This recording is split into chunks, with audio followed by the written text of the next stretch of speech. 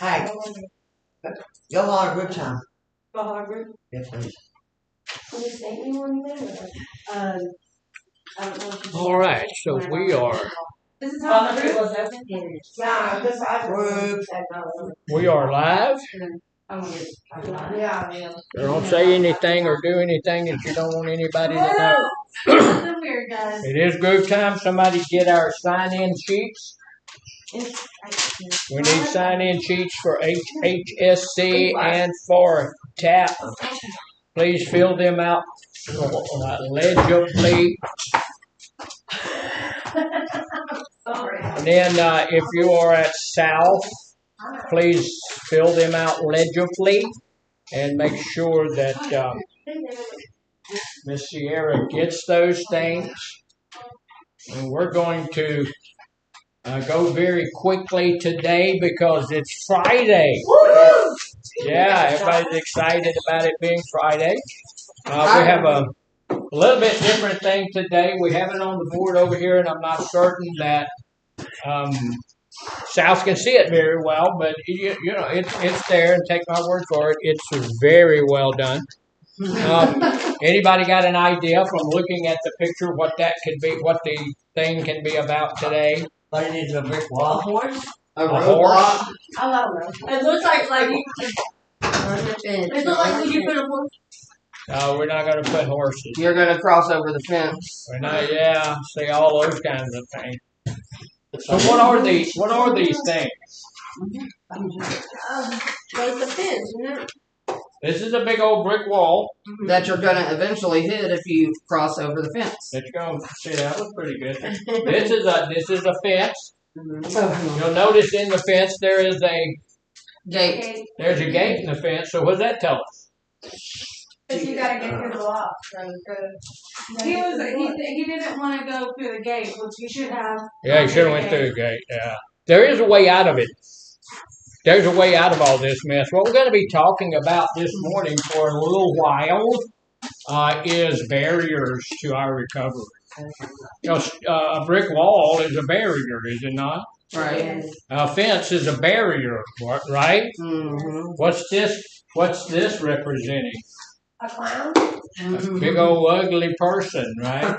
Can people be barriers to your recovery? Indeed.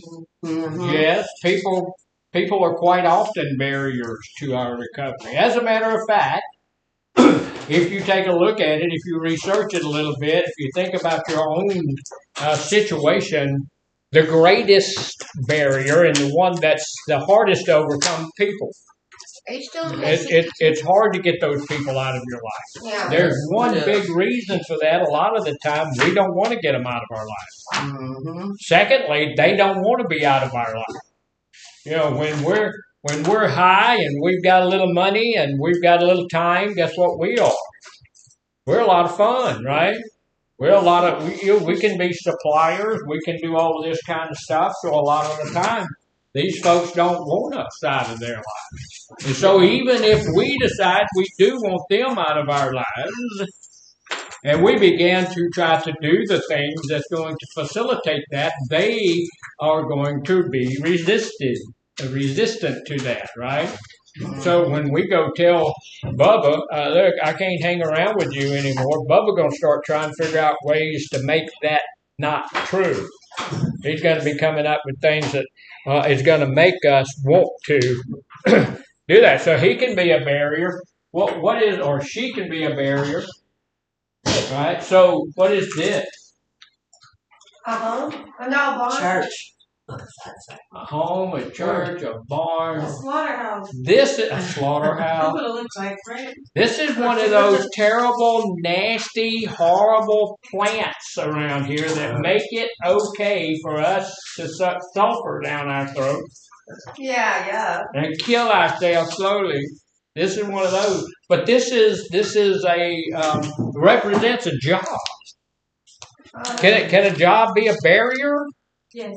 It's also a necessity. We need to have work. The Bible says that work is a blessing. And it says that God will bless what you put your hands to. So that's all saying, hey, you ought to work. But here's the thing too, it can be a barrier, right?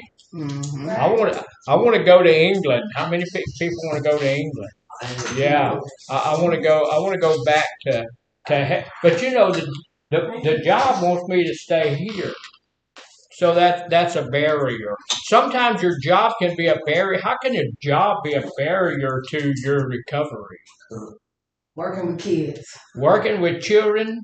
If you work with children, it's probably, you know, you just need to be drunk or high or something. Yeah, yeah, yeah.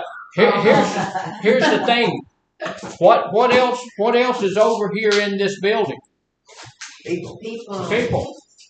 There's people in there, and some of those people know you better as the addict than they know you as the person. Yeah. So they want you to return to your normal state. So your job can be a barrier. Also, if you don't learn how to have some self-care time, right? I know people who work themselves down, right? Now, I don't want to tell off on it, but our consultant, our boss man over there, he works like for all the time. Every now and then he'll take a couple of minutes off, but he works all the time. I mean, just, you know, so you can't really do that. That becomes a barrier to your recovery. So what we do a lot of the times is we change or trade our addiction. You know, if you're addicted to alcohol, you're addicted to cocaine, you're addicted to whatever you're addicted to, and you go back to work and you're trying to be sober and you're trying to do the right thing, stay away from all of that stuff, we become addicted to our job. Yeah. And we'll A workaholic. we'll become a workaholic and we'll work ourselves down and we'll get to the point where that is more detrimental than it is beneficial. So, you know, and once you get to that place where you're completely, totally worn out, what happens? Burn out. You get burned out. And what happens to burned out people?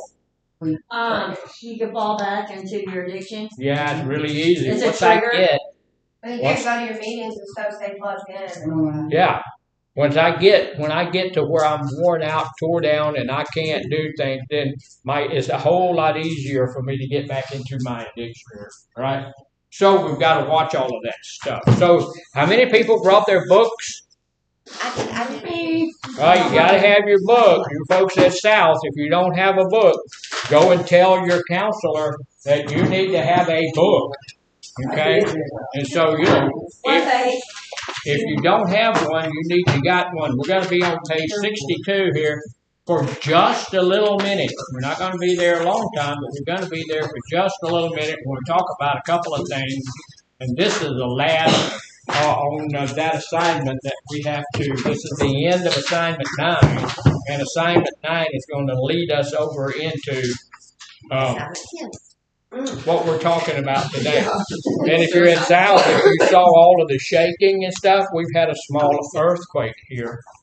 We did, and we made either that or somebody moved the table inadvertently. So on here, look, it says, here's the thing. We've been trying to figure out what our deficits are. Do you know that, look, as human beings, we all have deficits. We all have things in our lives that we need to ask God to remove from us. Right. Yeah. You know, that's what the big book tells. All of these defects of character, we're just going to ask God to remove them. Why is that? Because they stop our growth. They are destroying our recovery. They're doing all of these things. The defects of character are the ones that's going to pull us back to the people who have the drug. Those defects of character are the ones that's going to pull us back to desiring that lifestyle, being back in that behavior again. Also, because of who we are, it's almost impossible for us to remove, get rid of, destroy the defects of character that's in our own life. It's hard, you know. So when we understand we cannot do it ourselves, that's when we get back to that place where we know we need a higher power. Amen. You know, I tried to do this 1,000 times my own way by myself, without any help from anybody, including a higher power. And then all of a sudden, I got to understanding I can't do this by myself. I need to have a higher power remove these deficits of character. I need to get these traits out of it. And a trait is what? That's something gonna stay with you. This trait, that's who you are. You know, you have this trait. You really enjoy that. And so that's a trait that's in you. So here's the deal. If I can't deal with it, somebody else has to deal with it. And I have to be at a place where I can take it to my God, let him deal with it. Because if he doesn't, then the police want to try to give it a shot. Yeah. And they're not usually successful in that either.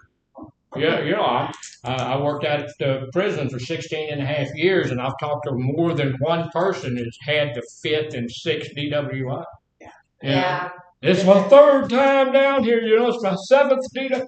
Okay, so they're not being able to do very well either. Mhm. They're trying to deal with your defects of character and my defects of character, but they don't do it either. So we have to take it to God and let him do it. And see, that is the optimal wording. That's the verbiage we need to look at, because one of the worst things that God has ever done, he's done a lot of good things, right? Magnificent, wonderful. But he did one thing that's really bothersome for me, and he gave us freedom of choice. So it says there that we have to let God take them. If we don't let him, he can't do it. If we don't let him, he won't do it. He is able and powerful enough to do it all. Amen. But we've got to be part of it. Mhm. We've got to say, yes, sir, I'm giving this over to you. Yeah. I had to do that this morning What? with a defect of character. So and then I had to pray and say, Lord, I trust you. That one beating on. See, we ain't even got started. We ain't even got started. Somebody beating on the window. All right. So here's the deal. Look, after identifying all of these deficits of character and identifying some resources that are out there that could help us with them, we need to start thinking about personal barriers. Look, when we get out of here, there's going to be some things that's going to throw themselves up to stop you from getting into your recovery. And I have people tell me all the time, well, that's not going to happen in my life. Wow, what are you, a robot? What are you? What are you? You're an angel? No, it's going to happen in your life. If we're going back to the same place that we lived before we came in here, everybody knows where you live. All of those barriers are going to be knocking at your back door. Every one of those barriers is going to be just like the lady here beating on the front window. Can Janice come out and play? That's going to be happening, and you're going to have to be the one that, goes to the front door and vomits on them or something. Give them an idea. Maybe I don't want to play with that person anymore. Yeah. Something like that. Because these barriers are there and they are waiting for us. Yeah. Right. Because these barriers do not want us. Your addiction is desperately trying to survive. Yeah. It's like a trapped animal. It is desperately trying to survive. When I got up this morning at 3:30, I heard a noise on my back porch, and what do you think? I opened my door. I have traps on my back porch. I have a feral cat that I feed, and she must be like 300 years old. She's immortal. She was up there yesterday yelling for food, so I fed her. But I also have a couple of traps out there because we catch possums all the time. And this morning I opened my door, and there's possums about that big. It was just it wasn't a very big one. But what do you think he did? When I turned the lights on, he showed me all his teeth and, did the old possum thing. People talk about possums playing dead. They don't always play dead. No. They don't always play dead. But your addiction is just like a possum. Good.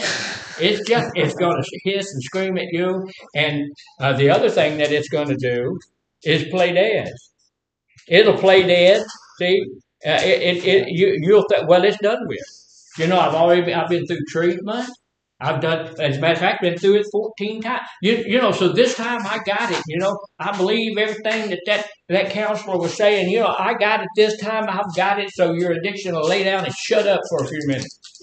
And then when you get out of here, you can be walking down the street one day and hear Bubba or Bubette's going to say, hi. And your addiction is going to go jump right back on you and bite you in the butt. You should have drew a possum up there too. Yeah, I should have drawn a possum. An opossum. An opossum, she's from the north. You can tell. Us southern people call it possum. I'm Southern. You put a possum by the dumpster. Okay. All right. You put your possum wherever you want. I haul my possums off way down like 5 or 6 miles from us and let them off, and there's a creek right there, and they all head for the creek. So here's the deal. We get all of that stuff done. We need to think about those personal barriers that reduce my desire. And see, there's a lot of things out there that don't necessarily have to make you want to juice right now, but it just reduces your desire a little bit. I really don't want to go to group today. You know, I mean, I really don't want to go. I really look. You know what? I love God. But I really don't want to go to church this morning. Yeah. You know, as the pastor down at my church, I know everybody that don't come to church. I know. And you know, one of the things, unfortunately, usually you yell at the people that do come. You know, because of the people that don't come. But you know, these little things are not huge, big things. It's just a little bit of a lessening of my desire for my recovery. I don't want to go to group. I don't feel like I'm a full-grown person. I ought not have called that just because he said he wanted to be my sponsor.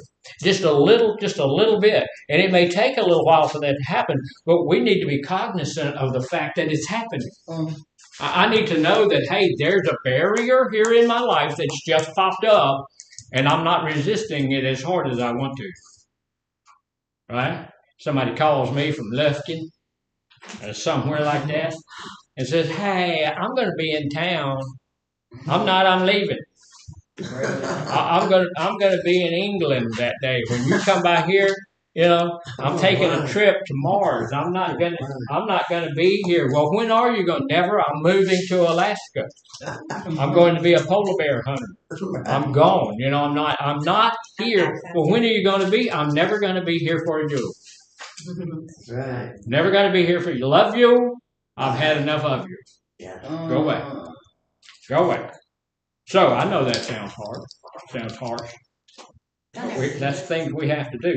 Here's some of the things, you know, it reduces your desire or your ability even to follow through with some of those things that we need to follow through. Some of those barriers that are not up here, one of them is communication skills.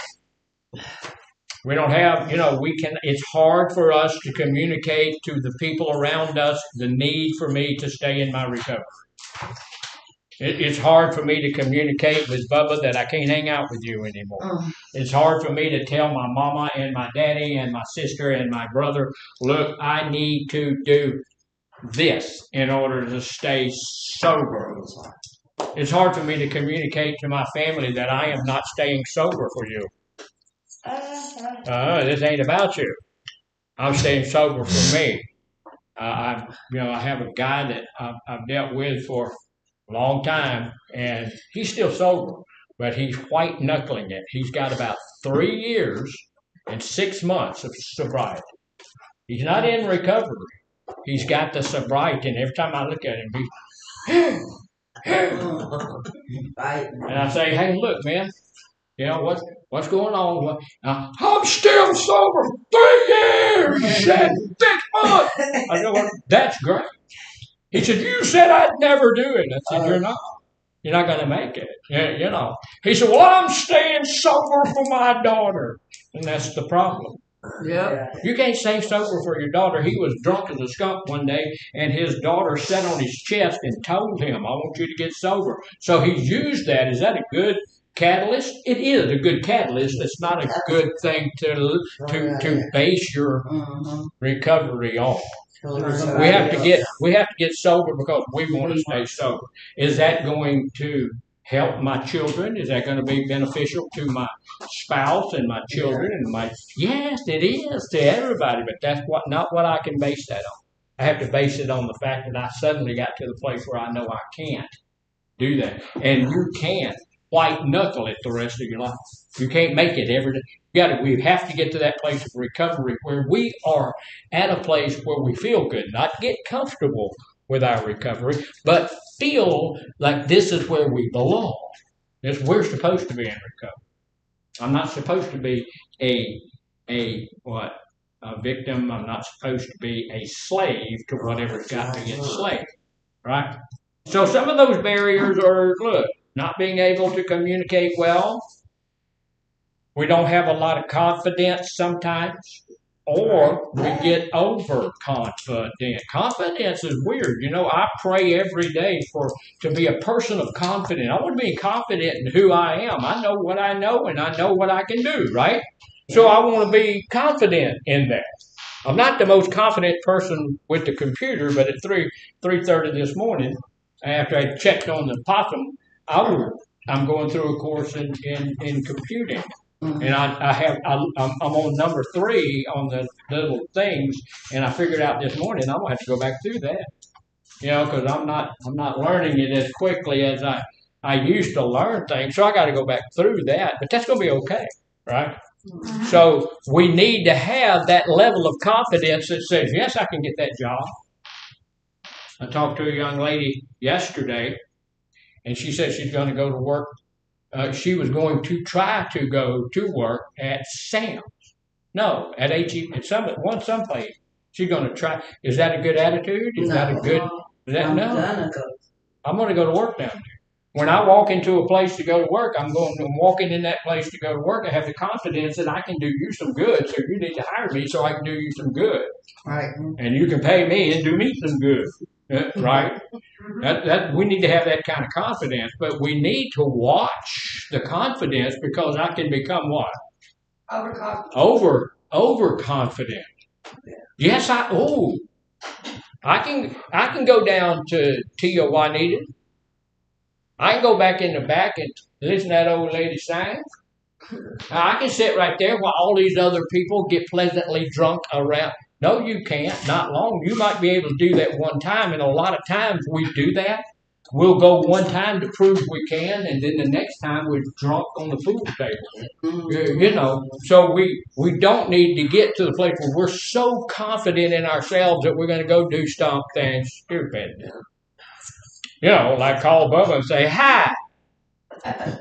Yeah. Won't you, I'm in recovery now. Won't you come on over and I'll tell you about it?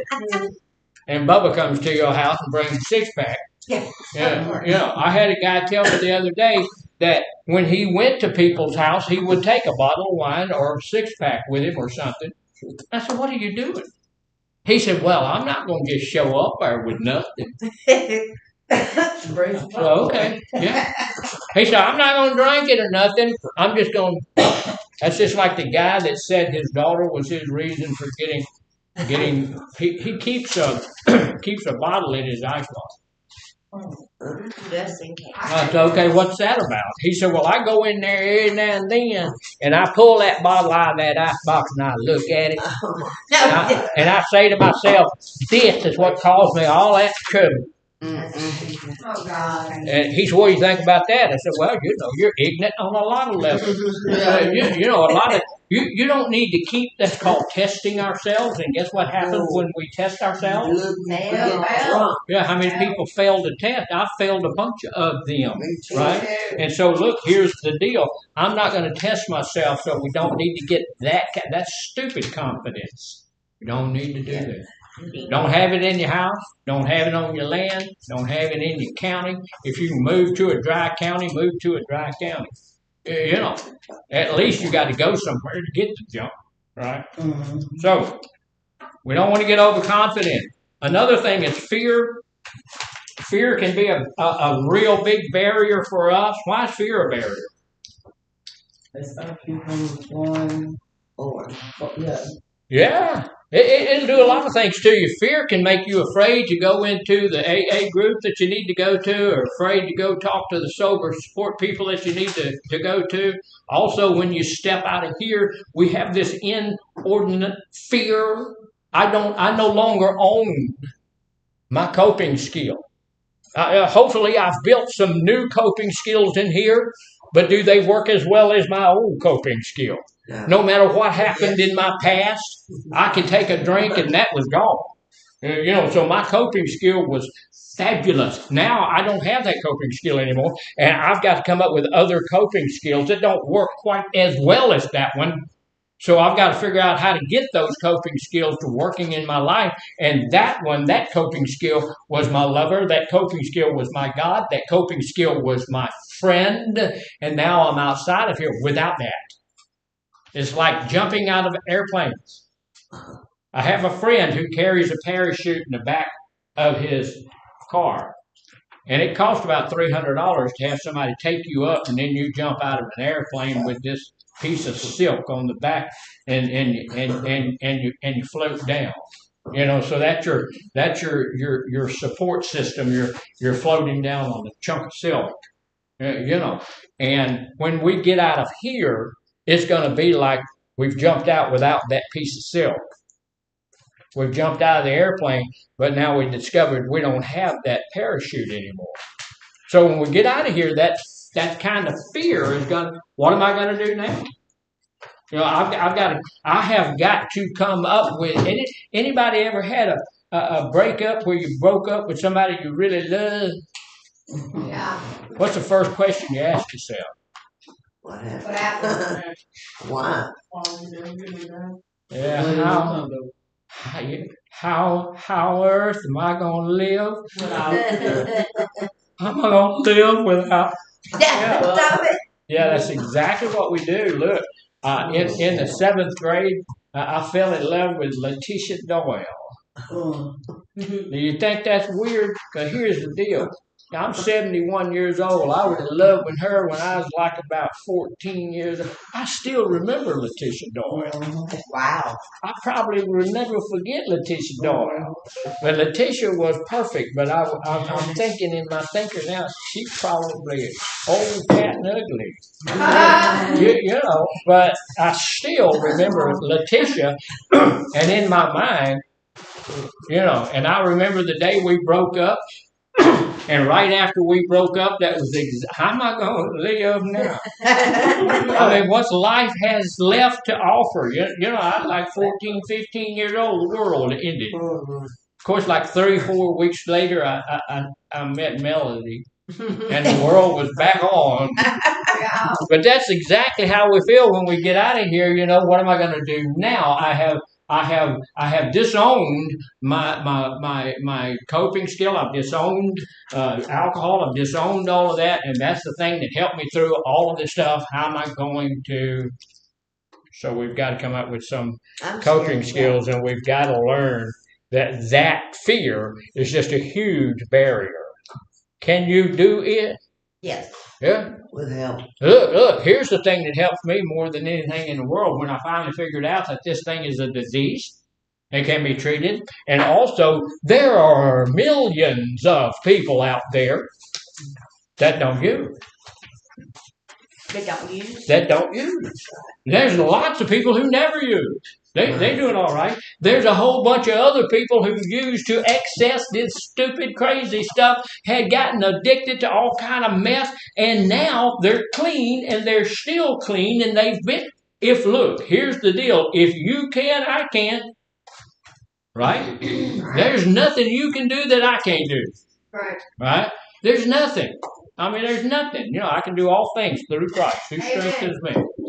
Now, I can do anything that I need to do, so I don't really need to have that fear I don't need that coping skill. I don't need that in my life anymore.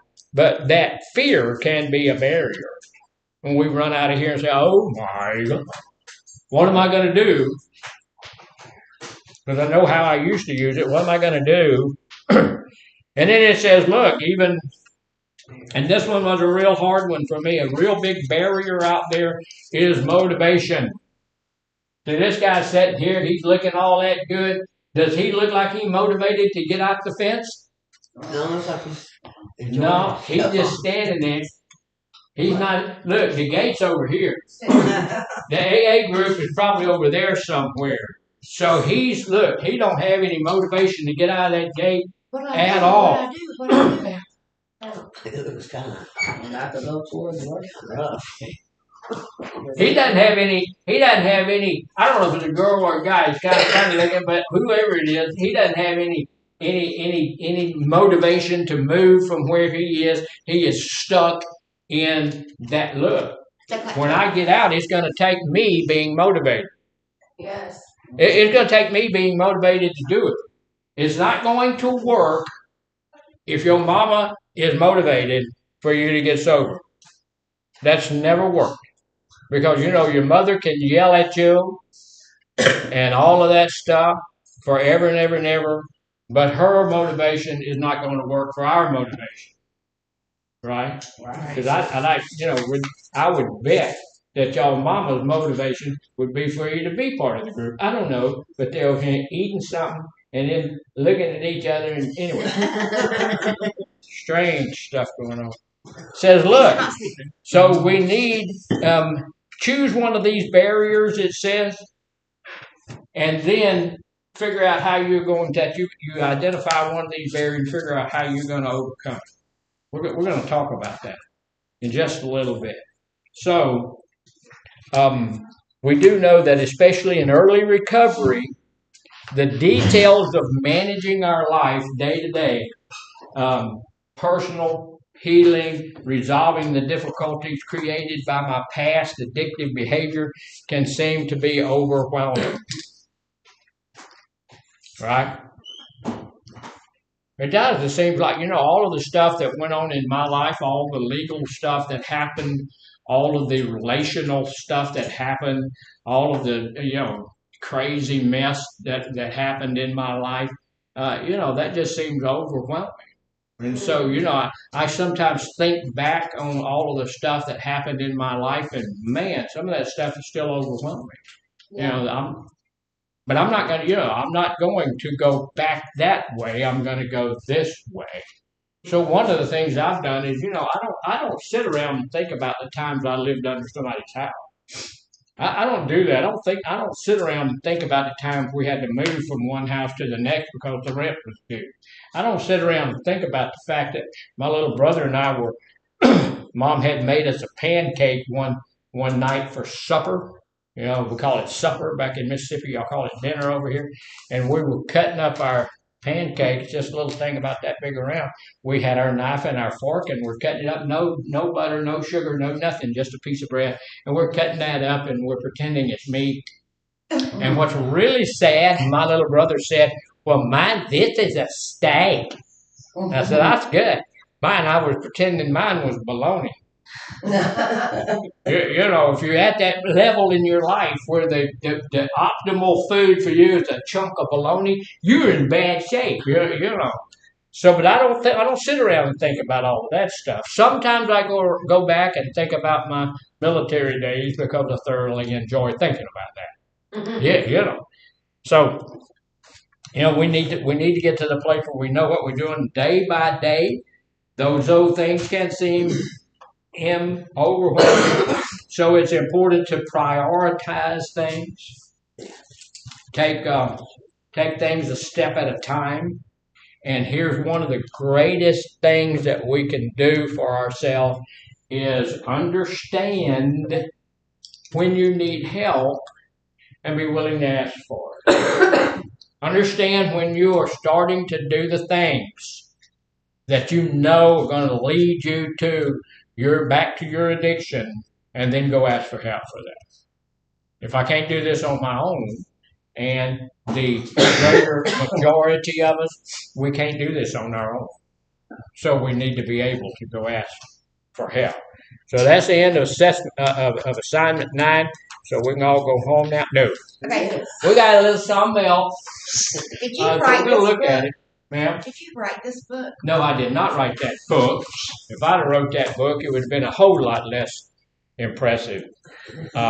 This book was put together by Mr. Farmer and some of the therapists and counselors that were working with him back in the day in California. He put all of that together. So he's done. That's a magnificent. I really like the book. When I first got the book, I said, okay, this is going to be a little bit hard. And I started reading through it. There's so much good information in there, and it's focusing on those 4 areas of our lives that need to be focused on. And there are other areas of our life, but they become an outcropping of these 4 areas. We need to be looking at our physical health. Yes. Right? We need to, because we just don't do well in our physical health when we're in our addiction, do we? No, we don't. No, we don't. We need to be looking at our mental health, right? Because our mental health is not all that great either when we're in our addiction, right? What the big books say about it's insane what we do. It's insane. And going back to do it again and again and again is insane. So do we need to be looking at our spiritual life Indeed. when we're trying to get into some good quality? Absolutely. So we need to be looking at the fact that there is a real, absolutely higher power, and He cares about us. He is a loving God who loves you personally. And you don't know, you'll never know. And here's one of the things that we need to know about that is no matter what you do, you can't get bad enough to make Him change His mind about you. He loves you no matter what you do. No matter how bad you are, He loves you. And no matter how good you are, He loves you the same level. It doesn't change. He loves you, and there's nothing you can do about it. Right. So spirituality is a big part of that. And then the other thing we want to look at in this program is family. Family's a big deal. Either they're going to have to get on board, they're going to have to get to a place where they totally and utterly support my sobriety, or they need to get going. And that's hard, but it's true. Now, what is the first thing to deal with all of these barriers? What do you think the first thing that we need to know, understand, and go with? We really need to study it. We need to research it. What is that one thing that needs to be the beginning of defeating the barrier? What? What's that? What? What? Here's the deal. We need to understand our addiction. We need to understand what it is that we've got. We need to understand what this disease is. Let me tell you this. If your doctor told you, okay, I'm sorry to tell you this, but you have cancer, what would you do? Oh. You would do what? Oh my gosh. You would go get high. No, not. Wouldn't do that. Most of the time, now not everybody, there's always, outliers and stuff like that, but most of the time, we would study up on that. We're going to figure out what on earth that's about. Okay, I got cancer. The doctor said I had, 7 or 8 minutes to live. I'm going to take 5 of those 7 minutes, and I'm going to figure out what this mess is. The doctor said, there ain't no cure. I'm going to find out if that's true. I had cancer. Yeah, so did you study up on it? No, I told him to do it. What needs to be done. All right. Yeah. So, and here's the deal. Some people do that. Some people are going to turn it over to their doctor and say, okay, you're telling me I'm going to die in 3 months. See what you can do about that. At least make me comfortable or something like that. But a lot of people, myself included, when the doctor says you have this horrible disease, when I went up there and they said, hey, you've got diabetes. And I'm sitting there and I'm looking at this doctor and they said, look, here's what's going to happen. You're going to lose your feet. You're going to go blind. You're going to have a stroke and a heart attack and you're going to die. said, boy, I don't like you anymore. You know, that's goofy. I'm not. They said, well, either that or you're going to have to stop eating sugar. I said, I don't like you at all. You know, and now I don't want to have diabetes and I want to eat sugar. You know, so I began to research it. And I research it and I research and I know a lot about diabetes now. I don't eat.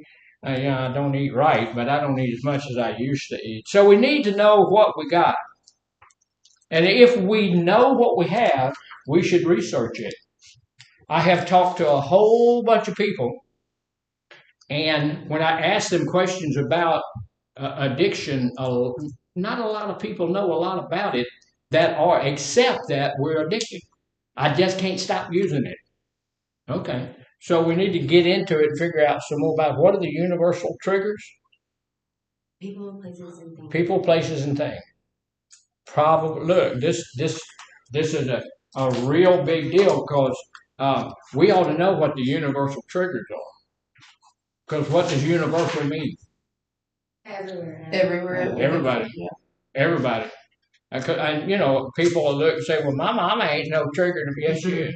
If she's using drugs and alcohol, she's a trigger for you. You know, so we need to know that.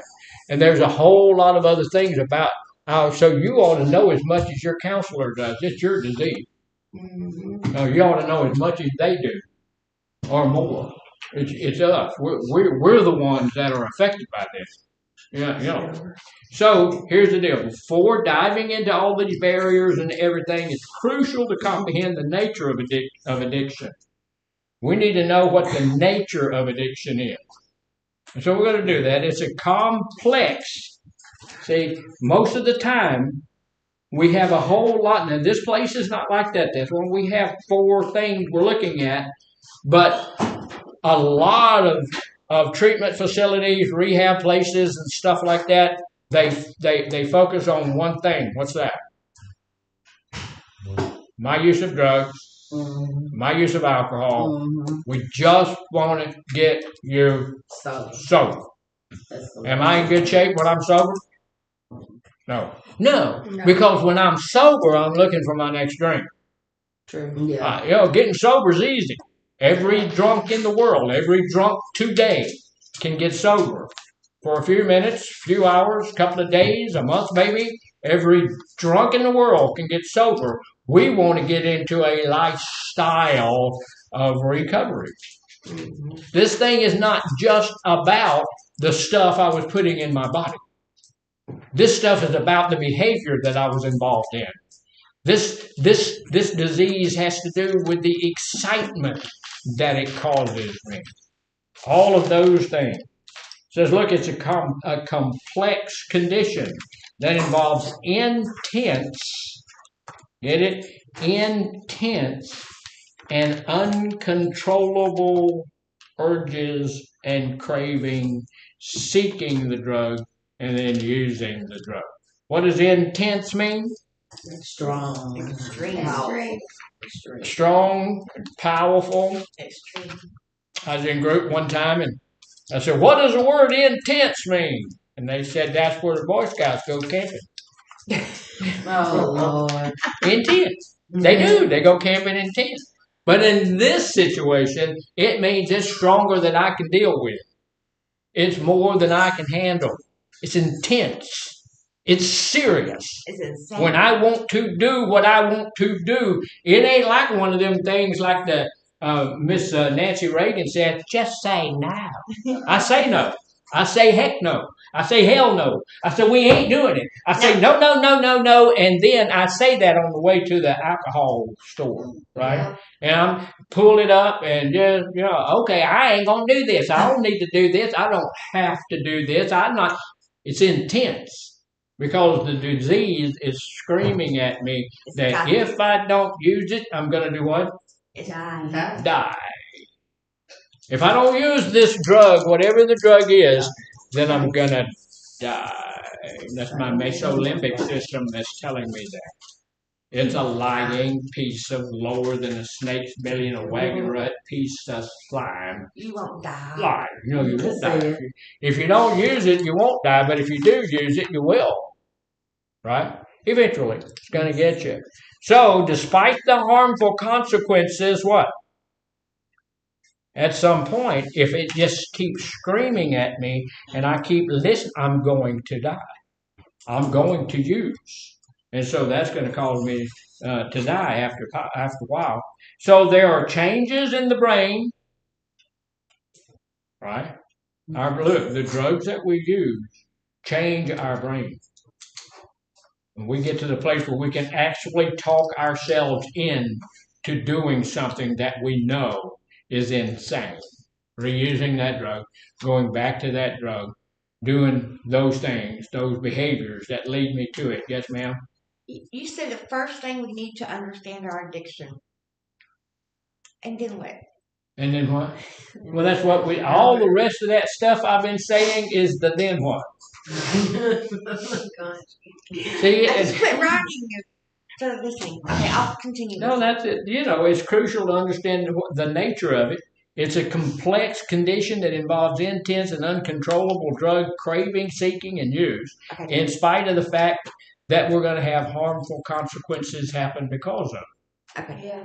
So there are changes in the brain that underlie the many facets of addiction. Because people who don't have an addiction will invariably look at us and say, why do they keep doing that? They don't have to do it. Why do they keep doing that?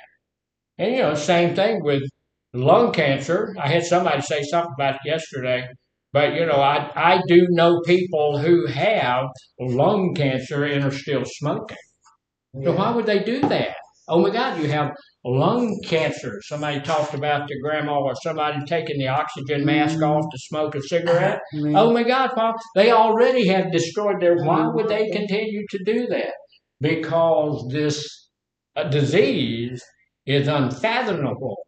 We can't, you can't, don't try to understand the actions. Just know that the actions are terrible and killing you and will never let you have the type of life that you should have without that drug. Couldn't you told us to mind our business? Say it again some more. Yeah, I say we couldn't understand. She told us to mind our business. Yeah. Yeah.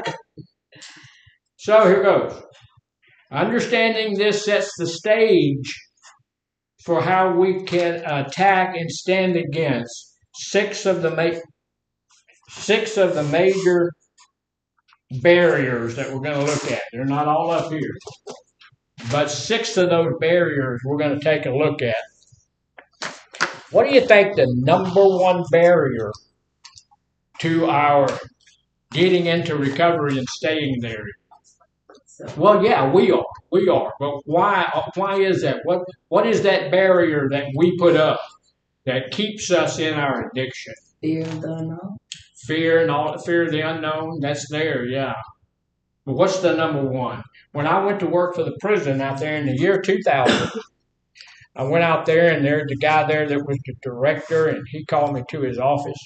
He knew I was a pastor and all of that stuff, and he said, "Look, I want you to know something. We did not call you out here to preach to people. We call you out here to be a counselor." I said, "Okay." All right. He said, "I want you to tell me the number one problem that all of these guys have." I said, "They're all addicts." He said, "No." Their minds. Their minds. Yeah, it was all in their mind. It's denial. It's denial. He said the number one problem that we have, the number one thing that keeps these people in their addiction, the number one thing that keeps them in prison is denial. He said about 80% of these guys, when you walk out there and you ask them what their problem is, they'll look at you like you're a crazy person. I don't have a problem. They put me in here because they wanted me here. And I don't yet know who they is, but anybody, just a they. So denial, and it is closely related with rationalization.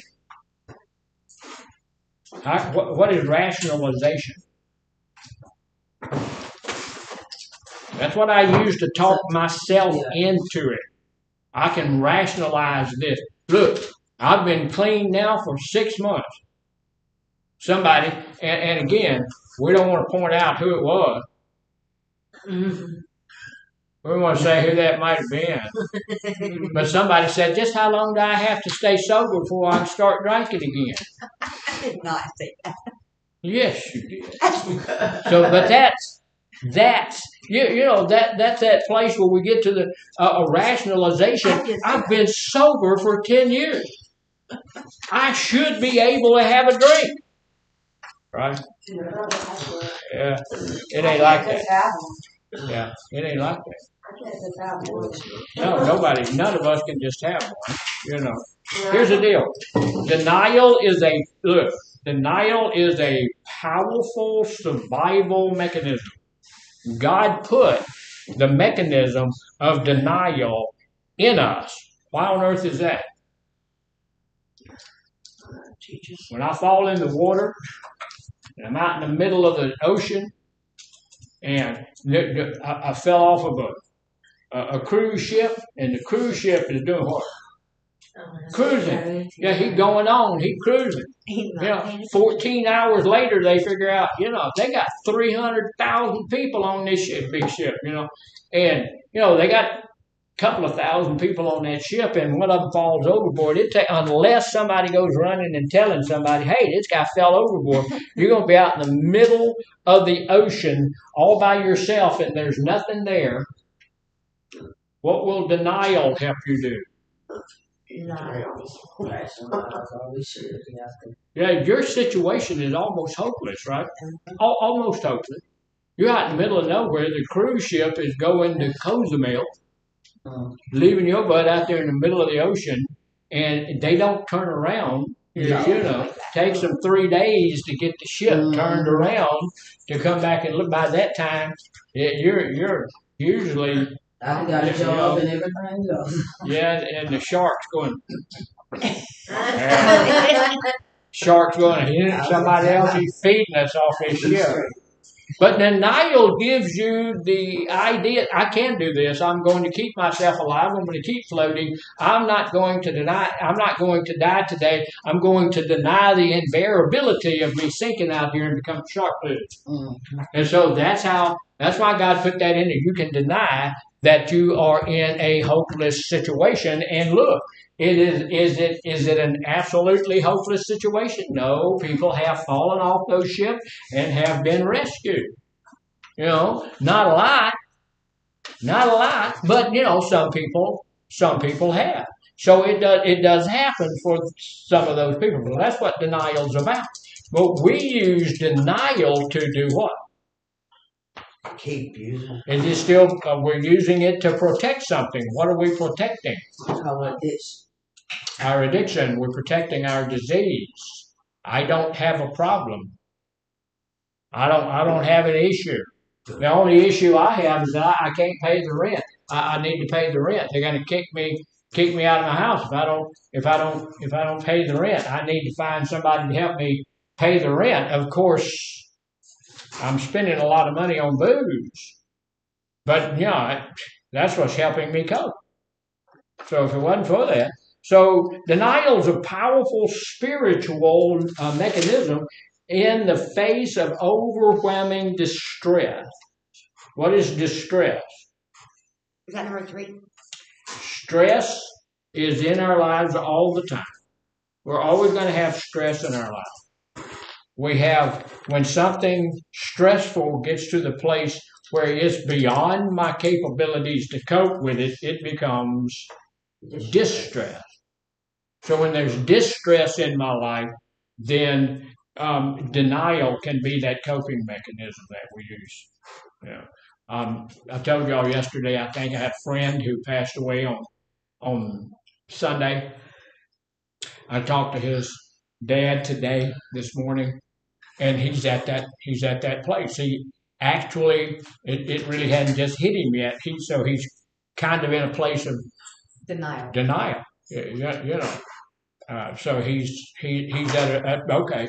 This is his second son who passed away, and we all know that parents are supposed to die before their children. It's supposed to be an ongoing thing like that. You know, they're not supposed to die before you. He had 2 sons Oh wow. that have died before him. And so that's a really, really, that's gotten him to a place of distress. And at this point, doesn't want anybody coming to his house to visit, not really wanting to talk to anybody. And, I understand. so he's at that place of distress. I understand that as well. He's kind of denying that this stuff is like that. So addicts often deny their problem. If we don't deny it, we deny the severity of it. Yes. I'm not as bad as that guy. Yes. I've had 3 DWIs. I spent a little bit of time in jail. All right. But, I'm sorry, I always turn that off. That's a very bad distraction. That's one of those, yeah. That's a distraction. I'm so sorry. That's okay. I'm gonna deny that I'm in denial about that because I always turn it off. I don't know why I do. So here's the deal: it's a powerful mechanism. Even if it doesn't get us to that place where we don't use it, I mean, we don't say we don't have a problem, then my problem's not as bad as yours.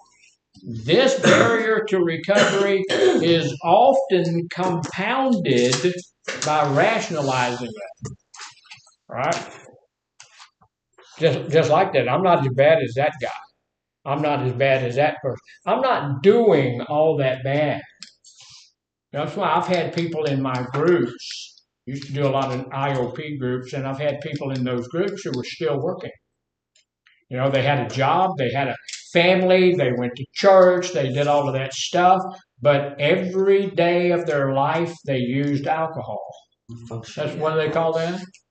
A functioning alcoholic. Do they still have an issue? Yes, they do. Of course they do. They're destroying their health. Their liver is falling apart.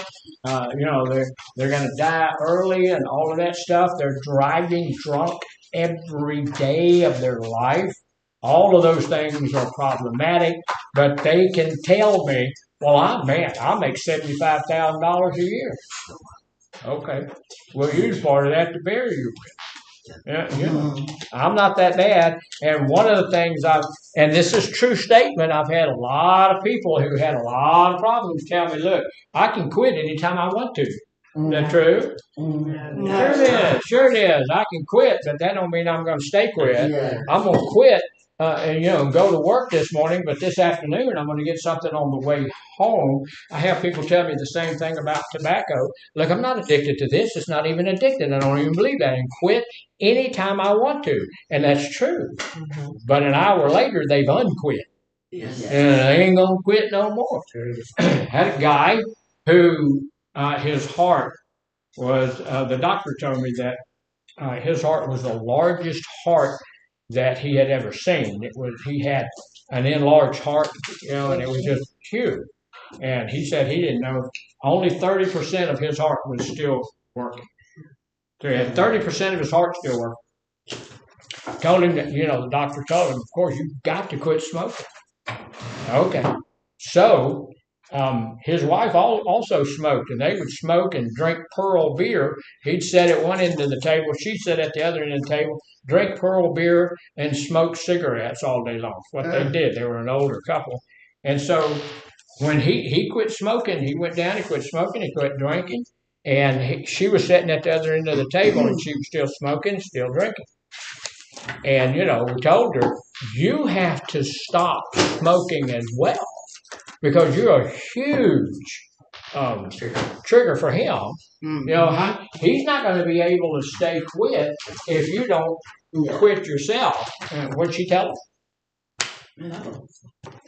She said, doctor didn't tell me to quit. No. I'm okay. Doctor didn't tell me to stop. He stayed off cigarettes and alcohol for about 3 months, which was a long time. But after we went back over there, after that period of time, she's still smoking in front of him. He was back to smoking. He was back to drinking. And he died about I think he made it a couple of more months. Was it the fact that he went back to smoking cigarettes and drinking? Is that what caused it? Of course, that added to it. I don't know if that was the whole thing, but like I said, he only had 30% of his heart was still working and pumping blood and all of that kind of stuff. But that Insane. it was insanity because that was there. She could have helped. I don't know if she could have She was a done it. trigger. So how do you overcome denial? Get it out of your life. Get it out of your life. Yes. I don't know how you planning on doing all that. Divorcing her. Here's the deal. If we're going to get rid of denial, we're going to get denial out of our life. It requires a shift in perspective. What does a shift in perspective mean? A different way. Yeah. I have to look at things a different way. Yeah, I may have been looking at things a certain way the whole life. And what is that? I know we've been over this before, but what is this? Insanity. Vicious. Drawing the little thing on the boards, insanity. No, it's a circle. It's a circle, she said. What is it? Some of y'all been in here when we've A done it. hat. It's the belief system. All right. This is my belief system. Which 90% of the time, my belief system is what? Right. Messed up. BS. So what does my belief system do? Bullshit you. My belief system drives my thinking. Your thinking. And then your thinking drives your actions. Yeah, my thinking drives my actions. So my actions show what I believe. Right? So when I get it in my belief, so that's what I have to change, my perspective. I have to take a look at that. And if I tell myself if it's in my belief system, I go take a look, and my belief system says, I'm an adult. I can use if I want to. That's my belief system. I may need to take a look at that and say, hey, you know what? I am an adult. So being an adult, I need to understand that if I continue to use, this is what's going to happen to me. Right. So I need to change my belief system on that. Because my belief system is not working well for me. I need to get that out of there. So I need to change my perspective. That is often achieved through intervention, somebody else telling me something, counseling, hitting a personal rock bottom. We have to be encouraged to critically examine my behavior and my thought patterns when that comes from my belief system, and I may need to get some professional help, like cognitive behavioral therapy. I love cognitive behavioral therapy. It works really, really well. It can be highly effective in revealing and dismantling all of these rationalizations that we get into. Here's the thing.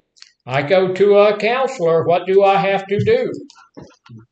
Listen. Pay the bill before you leave. No, you do need to do that, but you need to listen, pay attention, and accept what they're saying. Counselors are not here to give you advice. We don't give advice. We give information. And once you get that information, then you need to follow some of that information to where it goes. All right, we're on break for the next 15 minutes, and we will see you for the rest of this then. Yes, sir. You have a sign sheet? I already signed your name. Duh. It's around here somewhere. I already signed her name. She's slow. She's slow. Never. Gotta remember y'all.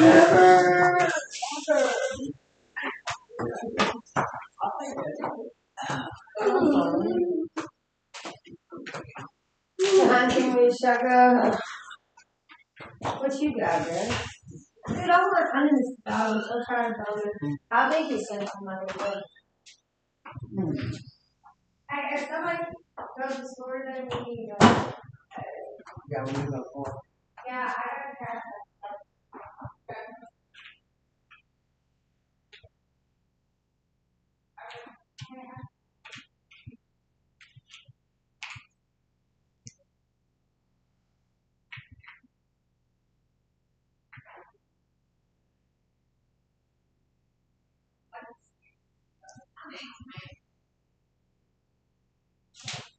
There you are.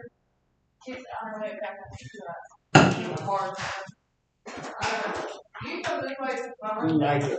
Girl, I'm just posted. I'm addicted to it now. I'm looking at that little doggy one too. I think somebody put it on my desk because, like, when she get done with that one, she'll do this one too. And then they go be like, you know, I wanted that one after I finished it.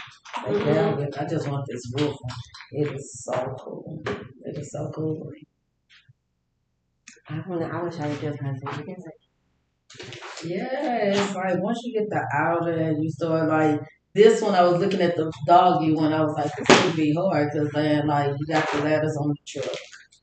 So it's like I would put like this stuff together. Then I would probably work on that the farmhouse. That'd be easy. We got trees, and then I focus on like all that. All the that's a lot of pink. I would focus on that last. The dog's gonna come in with the. But I would focus on the pink glass with the grass. I'm sorry, what? I pick out different parts, like I did this. I Pick out different sections. for you. Then No, the rest it's called like doing your focus. job, I thought. Once you get to doing it, this goes Smarter then. here or here. On the up right. Miss Emily, can we try to copy 412? Because I bet you if it doesn't loop back, they might close at 12, don't you think? I don't know. I mean, it don't matter. We'll try here in a second. Gonna run this up. Yes, ma'am. I had to leave early yesterday and it messed up my whole. Well, I mean, we can do it Monday if you can't. This is your No, this is your eye. What's you got going on that board today? Barriers. Barrier.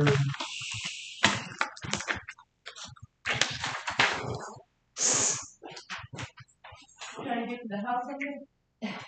Now that's the plan. That's a job. Yeah, some more grass. One more piece of grass. That one's so cute. It is. I can't wait to get done. I swear, I'm like really excited about this. I need to get a 250 piece puzzle. That's big. Start out slow, huh? Yeah. Work your way up. That's what I like. The last one that was 500. This is 750. 1,000. So, because I'm getting myself back. I ain't did puzzles in a long time, but like you see how excited every moment. I'm like, gotta find a piece. And I'll be listening to them. I'll be taking notes and everything. Like this little book. Well, they say doing Since something I've with been your here. hands. Well, that's why she got us about that stuff in that Like drawer. these. Yeah, because doing something with your hands helps you actually retain information. And so it's like I'm listening, and so like, but when he just get like to talk and stuff, it's like I found a piece, and then I'll get back to writing, and then.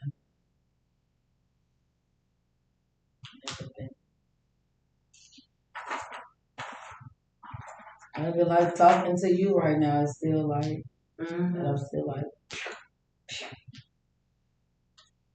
so I did last night. I was on the bed, I was doing it. I ended up finishing this part, and I was like, okay, tomorrow, let me just put it up. Let me start reading. I'll start with a new set of eyes tomorrow.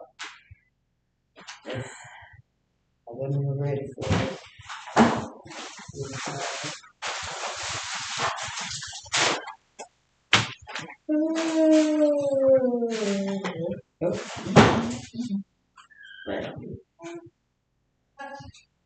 Okay. Where have you Cassie. Okay. What's not? What time is it? Okay. I just equal. I'm just a whole hour class with you, Mom. I know yesterday I felt like I just missed out on so much. What? When I was with Miss, I felt like come back and it's like, what are you? I love doing my own personal session. I I do. love Miss Casey. Yeah. She's so awesome. They say we cut up in there. Mm. I was like, she was like, so what's up? I was like, really, today I don't have nothing to talk about. I think I'm settling in. Aware where I'm at. I'm getting into my treatment plan now. And she's like, I said, other than that, I really don't. For I know what I was. And Chastity was like, she was in there with Miss Asian, and they heard us, and she was like, oh, and they were like, oh, they are not clowning. And just, I was like, I told her, you get a couch, I'll lay down there and be like, I know. you know, She's and then this. Yeah, I love her. Everybody say she's so nice, but she knows how to like. She's nice, but she knows she puts like when she mean business, she means business.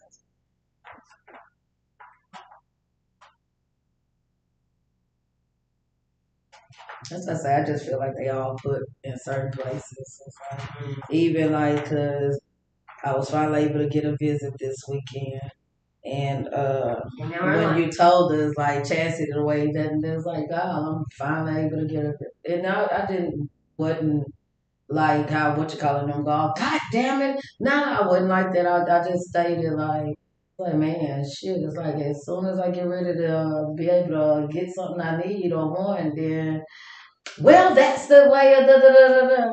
And we were we were finna get ready to go to the separate for process. When she said that, I looked at her. Who said that? Chastity. Oh, yeah. I looked at her. I picked up my bag politely and I just walked to my processing group. But then here's Casey, I understand we got disappointments and then how Asia came in here and was like, was you here that day? Mm-hmm. Yeah, Asia came in here and was like, hey, okay, let's sit down. Let's want to talk about the COVID thing. Tell me how you feel. Everybody has a right to feel, and what's going on and everything. Your feelings are valid, and let's talk about it. And that's what I was like, okay, see, that's different than, well, so it's like, okay, and I'm gonna be here on my day off, and I'm gonna have popcorn and this and everything. That still doesn't. So yeah, you are not the. That sounds like my mom. Like I said this and that's what it is. Like, get out of my face. I don't want to talk about it. Bye. Like, fuck. I'm still gonna go in the room and feel like shit. It's like they don't allow you to really express yourself. But I think the girls that she do have need it because they are the ones that they in denial. You're not getting it and you're wanting in your way. And I need somebody to say, you know what, shut the fuck up and sit down. You don't know nothing, and that's Chastity's very. Yes, because that's what she had. That's what she comes from. She needed somebody to do that to her. She'll tell you straight up. She's spoiled. She'll tell you, I'm a baby, I'm spoiled, I'm this, I'm that. I'm not a baby and I'm not spoiled. She'll tell you that. She smoked like a broke stove when she was pregnant. Through her pregnancy, she was straight back to the pipe. She told me a story. All of that. And I mean. And so after hearing her story, that's why I was like, okay, I get her. Yeah, she came from the streets. And that's why she's with the one that, from the streets. That's either from the streets or either like her. You're not getting it. You don't want to. Shut up. You need to. By the fourth time, you need to. Yeah, right now, you should come here and not say a word. A word at all. I mean, nothing. I think that's how. I mean, I didn't. Every day I talk more and more, but I don't. Yeah, I listen. Yeah. I don't. I never. But that's just me. That's just me, anyways. But I mean, That it takes. You're not really gonna make any progress till you can learn to shut it. Yeah, sometimes you have to be quiet. And she was like, it's not that it's that you're not gonna, it's not gonna, if you're talking, I'm talking, it's not clicking. And that's it. Now she was like, is this time, she was like, I'm very prepared in a second, but she was like, this time, go and just listen. And maybe something that hit you that it didn't hit the first time. And since I've been there and have, like even my friend, I feel like, oh yeah, God's under the ring now, so we're separate. But what's hitting now is, that's what he keeps saying, because I was like, I call her, but I keep putting myself to where I call her, hey, how you doing, what you doing? And one time my Zoom, she was sitting there snorting powder while I was talking to her in Zoom. So of course I put in my head like, damn, bitch, you over there getting tired of And when I know she's coming to Beaumont, I'm like, bitch, I'm ready. Now is my mind on? We finna go. I just want to see her. That's my good friend. And the funny thing, the day I got out of treatment, 2 days later is when she moved to Reno. And so we just haven't seen each other. But now it's clicking that I love you. But right now, in this time of my life, it's not that we. If she gets where I'm at, then cool. But until that happens, I gotta let her. Oh man, I need some cookies in the I have to. ice. Somebody still out there? I waited till the last minute. I need a light. I know I have one in my breast. That's my calf for this. I probably should get A little some, piece. I'm gonna go get that. Just a little bit. Damn coffee makes me sleepy. Yeah, that's what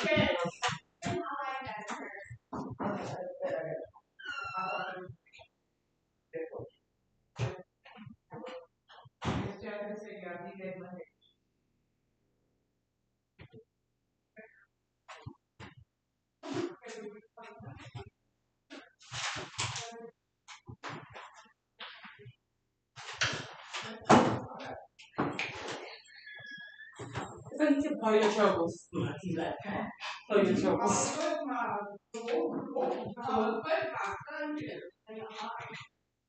Yeah, that's how you want it. Yes, I don't want to. I'm trying to slow down on it.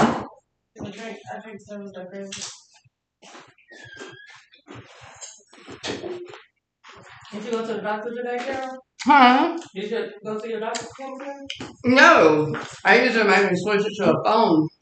And a phone one yesterday. But nobody went and picked up the paper prescription From here? from my psychiatrist. Either here or my family, Natalie, is out of town for for her soon-to-be daughter-in-law's bachelorette party. They're in Florida for the bachelorette party. Oh, they went to Miami. I don't know where the hell they went. Panama, somewhere. That sounds fun. I want to go to Florida. I want to go to Miami. I do too. Wait, no. You know what? Right. Okay. Oh, shit. Save my 100 in the store. 100 and something days here. 100 and nights stay here. No, I didn't. Oh, I've got all these things. John, I Got 11 more days. Yes, sir. Well, we have no more minutes. Time to get started again. Excuse me. Time to get started again. We're going to finish this up. Talking about barriers. We're going to finish up the excuse me, the study on barriers. Really, really important for us to understand all of the barriers that are out there. There are a lot of them. Denial and rationalization being the very biggest one. Now, very first thing, look, here's what we need to do as a group of people on both ends, south and north. We need to be at a place where we can first admit we have an issue. Right. I have a problem. And then secondly, my problem is as big as everybody else's. I'm not going to rationalize it. There is no rational thought that says I can use. I use rationalization. This is my 4th day without any sugar at all. First thing that hit my mind this morning was this is my 4th day to have no sugar. So what that means is that I had 3 days. 3 days with 3 days with no sugar. So a little something wouldn't really bother me today. I could eat like a moon pie, or something, But, addictions all have the same thing that goes on for them. Like the lady over here who hadn't made it back to group yet earlier said, I can't just drink one beer. I can't eat just one moon pie. If I go over here next door and buy a moon pie, which I will not do, because the place next door, they want $9.35 for their moon pie. You can go right down the road to the dollar store and get it for a nickel. So they're just crazy people. But if I eat that moon pie, then I'm going to go and buy me a donut, because a donut has more sugar on it, and that's what I'm looking for. So I'm going to eat that donut, but guess what? A donut is y'all may not know this, but a donut is so much better if you have some ice cream to go with it. And vanilla ice cream is not enough, because if you look in that ice cream thing, they have ice cream with all sorts of stuff in it. So you're eating a donut and then some ice cream with all the stuff in it. So, I can rationalize myself into going and getting a moon pie. And look, let me tell you this, I'm a diabetic. One moon pie, one of those, now, moon pies used to be this big around. Now they're about that big around. So one moon pie probably wouldn't do me a whole lot of damage, but I can't get myself to stay with one moon pie. So rationalizing that, hey, I can go to my friend's wedding, even if she's getting married in the bar. I can do that. That's rationalizing. And when I get there, then it's going to be almost impossible for me not to do it, because my rationalization has started. And so I'll rationalize, this is my best friend in the world. I love that girl. She would give me the, shirt off her back. She is so wonderful. She my best friend. She just like my sister. So how can I not go to her wedding, and then how can I not toast her to have a good marriage? I hope she have a good marriage, and if I don't toast her, she may not. Her marriage could fall apart, and it all be because I didn't have some of that champagne. And so I've rationalized myself into being in a dangerous place, doing a dangerous thing, and before I know it, my friend has gone off on her honeymoon, and I am drunk on the pool table again. That pool table has a draw. It does. So we need to not look. We need to get out of denial. We have an issue. We have a problem. We wouldn't be over here. We wouldn't be in this program if we didn't have a problem. We've got a disease, and it is a bad one. This is not like a cold. This is not like the pneumonia that's going to go away pretty quick. This ain't like the COVID, which, okay. That's going to come. It's going to make you sick. It's going to go if it don't kill you. This ain't like that. This don't come and then go. This comes and don't go. It stays, and it will kill you. We all need to understand that. Well, look, here's the deal. Statistics show that not everybody in this room or that room is going to make it, right? Right. Some of us in here are going to relapse. That's just the way that is. But here's the deal. If I relapse, if I don't relapse, I need to leave this program knowing I've got an issue. I need to leave this program knowing, hey, I'm a sick person.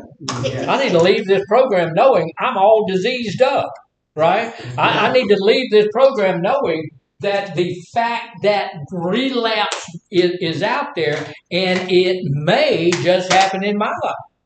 Right. I'm not leaving here saying I want to relapse. I'm going to leave here after a while, headed to my house, and I'm going to tell you, with every fiber of my being, today's going to be my 4th day without sugar.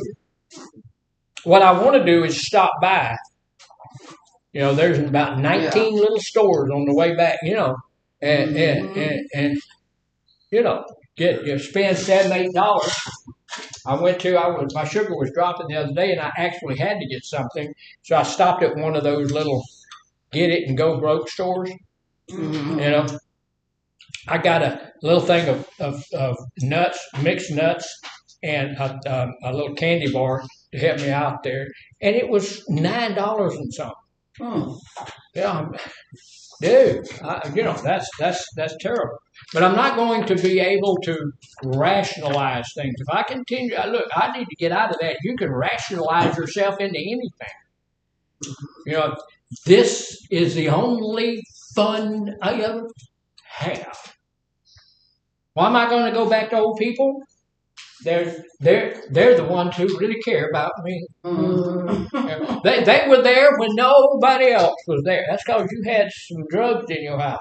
They will be there. If I call them, they're going to come, right? If I call them, why will they come so readily? Because they know that you and I can use together.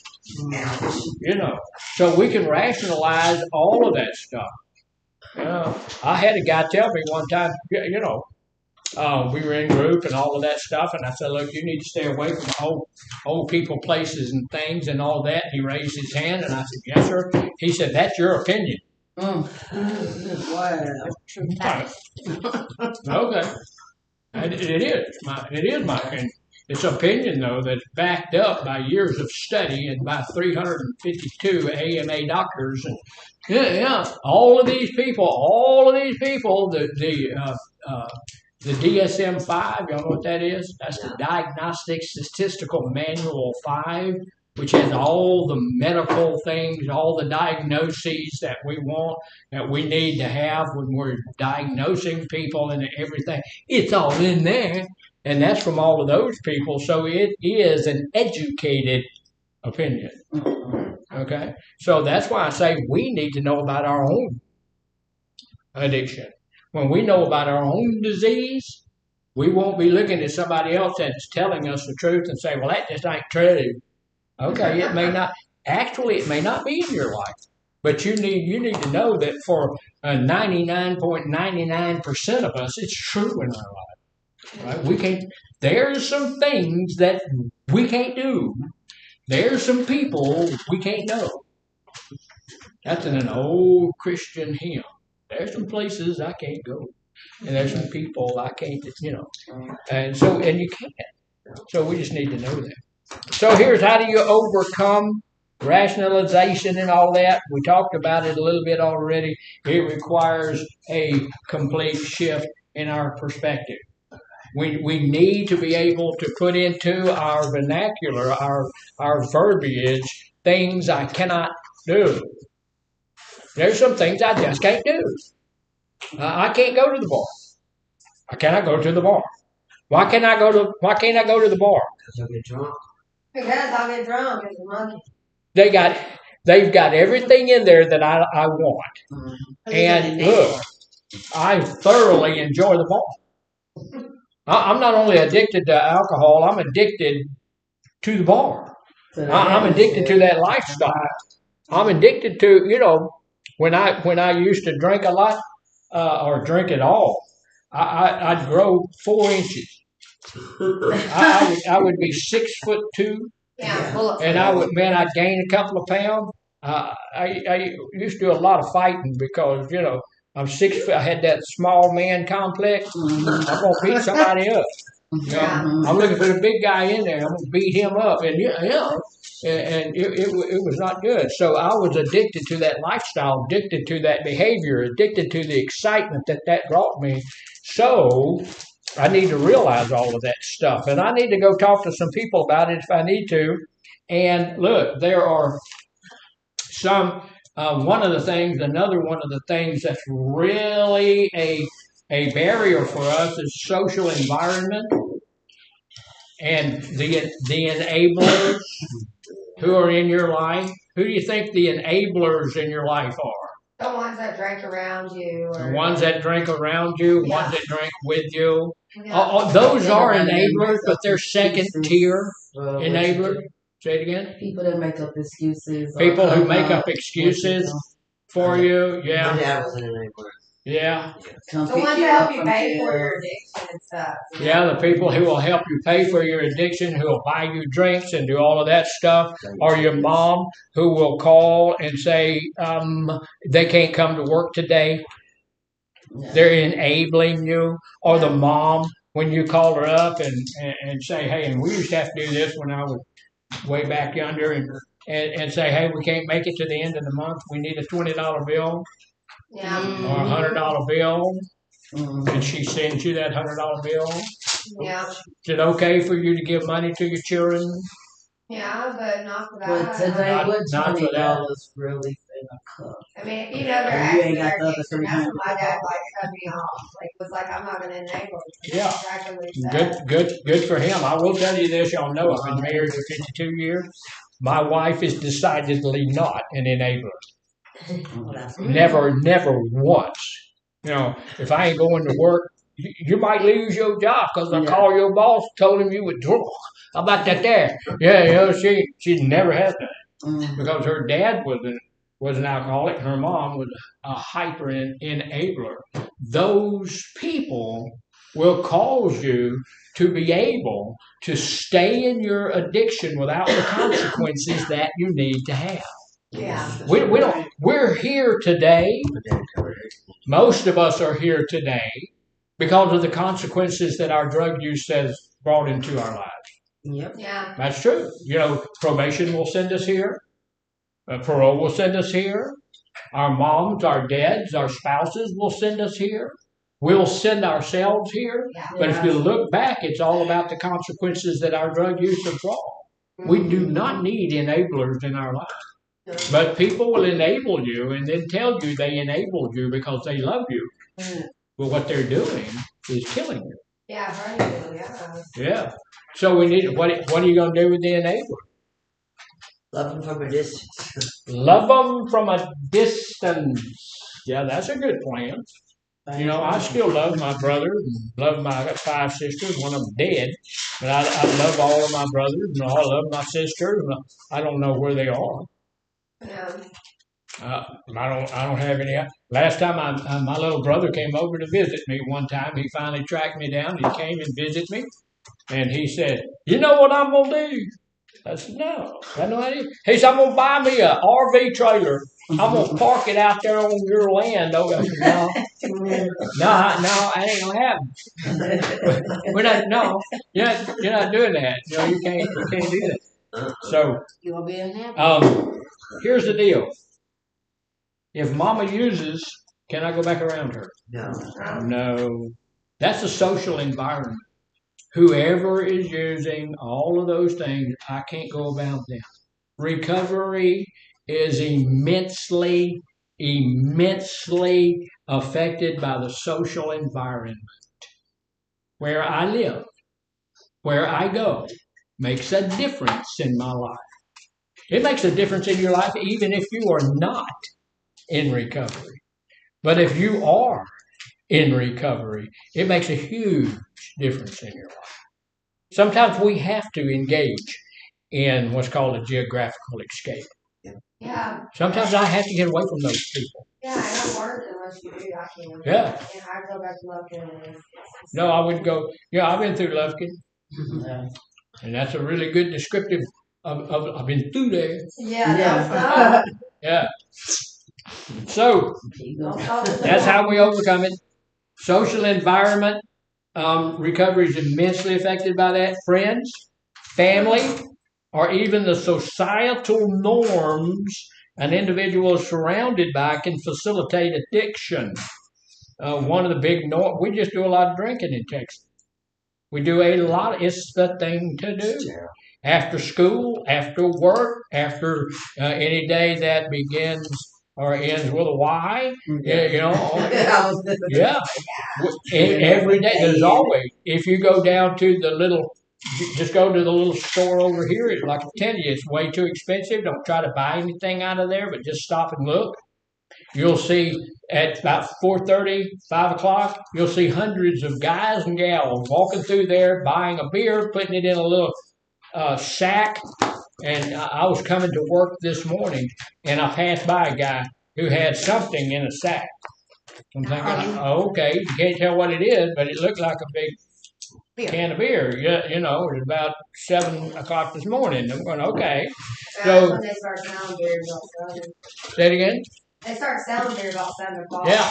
And so this guy had him one, he was walking around. But you go down there and look, there's going to be hundreds of people go by there and buy there. And I have talked to them a dozen times. And what do they tell me? I just need something so that I can relax after a hard day at work. Okay, get a glass of tea, Bubba. You know, and the descriptive word in there is what? Need. Yeah. I need. Yeah, I went to the Dairy Queen the other day, which I shouldn't have done, and I bought myself a dipped cone. You know, that's a dipped cone. It used to be really great, but I think something's wrong with their machine because it wasn't all that great. But I ate it anyway. You know, but when I got up to the window, the girl was she thought it was so funny. She said, I just love the way when you ordered that you said you need a dipped cone. And so, you know, the same addiction, right? At that point in time, I had a need for a dipped cone, and I ate every bit of that dipped cone, and then chewed on the paper that wrapped in that. You know, it was bad, but that's what we do. So we need to be careful about where we are. Friends, family, societal norms, the things that are going on out there, other people using, are a trigger for me. I don't hang around with people who use. I don't do that. Are there people out there who can use it? It's not bad. And it's not a bad thing for them. Sure, there's people who can go out to dinner and drink a glass of wine or beer or something like that, and it never bothered them. Right? They're not addicts. That's not me. That's not you. We can't do that. But the other thing I can't do and I won't do, I choose not to do, is sit across from somebody else that's doing that. Yeah. I'm not going to do that. And, you know, I will let you do not know me more than a few minutes before you know that my Lord is Jesus. And you also don't know me more than about 30 minutes when you know that my God used to be alcohol. Yeah. I'll let you. I'm not ashamed of the fact that I have a disease. I will tell you. And when I tell you, that means you need to respond accordingly. That means you don't offer me a beer. You don't do that. Look, my son-in-law doesn't drink. My daughter doesn't drink. But there's a whole bunch of people in his extended family who do. And we go out there from time to time. They have 20 acres on a really nice place and all of that stuff. And we'll go out there for barbecues or whatever, you know. And there's always this one guy. And he does the same thing every time. You know, they're drinking beer and all of this stuff, and we're drinking tea and water, and he'll come up and tell me every time, I know you're a preacher and you don't drink and everything, but I just feel bad if I don't offer you a beer. Really?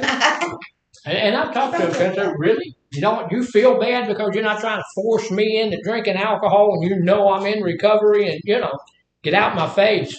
I'll show you what a preacher can do. So go away.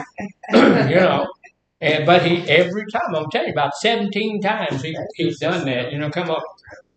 I just want to be a good host. This ain't your house. You don't have to be the host here. You live 40 miles from here, so you don't need to be doing all that. So we need to watch that stuff because it can cause us to get back to where we don't want to be. Those who continue to enable destructive behaviors make recovery all the more challenging. And look, here's the deal. A lot of the times those people are becoming triggers for me. They're making my recovery harder for me to stay in, and they don't realize it. They don't know. And why don't they know? They may be addicts themselves. They may not be. It may be a simple thing for them to set the beer down and not go back after it. It's not like that with me. Yeah. When I'm in a restaurant or something, people drinking wine. You know, a lot of people in a restaurant will drink about half a glass of the wine and leave it. As an alcoholic, it drives me crazy. Yeah. I want to go from table to table to table and take care of that. That's a Yeah, we ain't wasting that. You know, that's a waste. God don't like waste. So I'm going to go, I'm going to take, yeah, you know. So No, I starving usually, ass. yeah, I'm not going to go to a place where that's out there. So they make it really, really, really hard. Sometimes they don't know. How are they going to know? You have to tell them. Yeah, you have to tell them. You have to Yeah, break it down. I'm verbal. I can communicate well, and I do tell them. And you got to stand your ground. Yes, and you have to stand your ground. I let them know who I am. You know, I'm a Christian. I'm also an alcoholic. If you're going to use, that's up to you, but don't do it around me. Mm-hmm. I don't see any of that stuff. As a matter of fact, if those people are heavy social drinkers, I'm not going to get in their circle. Yeah. I'm not going to stay there. That's not a good place for me to be. And if I decide I want to be in that circle, guess why I want to be in that circle? Because I want to get high. Yes, because I want to get high and I want to get some of that stuff they've got. I know, they are going to offer me something sooner or later. And I may be able to say no for the first few times, but there's going to come a time when I'm going to rationalize it and say, they're going to think I just don't like them. Mm-hmm. Yeah, I told y'all about my daughter's birthday being held at T.O. I Needed.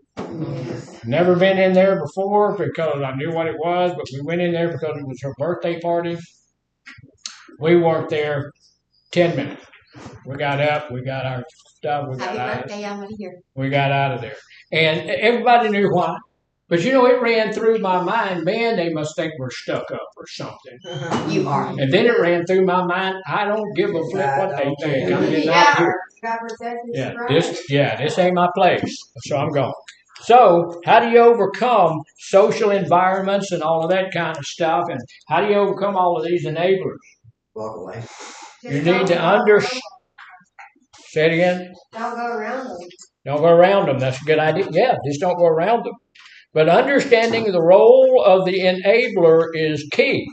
We need to know what the enabler is doing. So what is the enabler doing? Enabling. That's a good thing, yes. That's like saying, what's a baseball player doing? Playing baseball. Yeah. Yeah.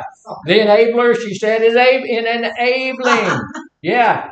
But they are establishing new, supportive, social circles are essential for us to get out of that. Understanding that role, remember when we put up the dysfunctional family? Mm-hmm. What was the enabler doing? Y'all remember that? Dad some cookies. Say it again. Well, I don't know. WS. She didn't know, but it didn't stop her from saying something, I know, right? I was thinking out loud. What? They established Well, what we need to do is establish new, supportive, social circles. That's essential for us. But the enabler is not loving on you. They are not trying to support you. What they're trying to do is keep society, the family, other people from knowing the issue that you have. That's what enablers do. They take the focus off of you. If they can pay your rent for you, then the landlord doesn't have to call the police on you. If they can call your boss and lie to them, then you don't lose your job. So, and they think you're sick instead of drunk. So what the enabler doing is taking the focus off of you. We don't have that kind of an issue in our family. Mm-hmm. And they do everything they can to keep people from knowing that you have that issue. Now here's the deal.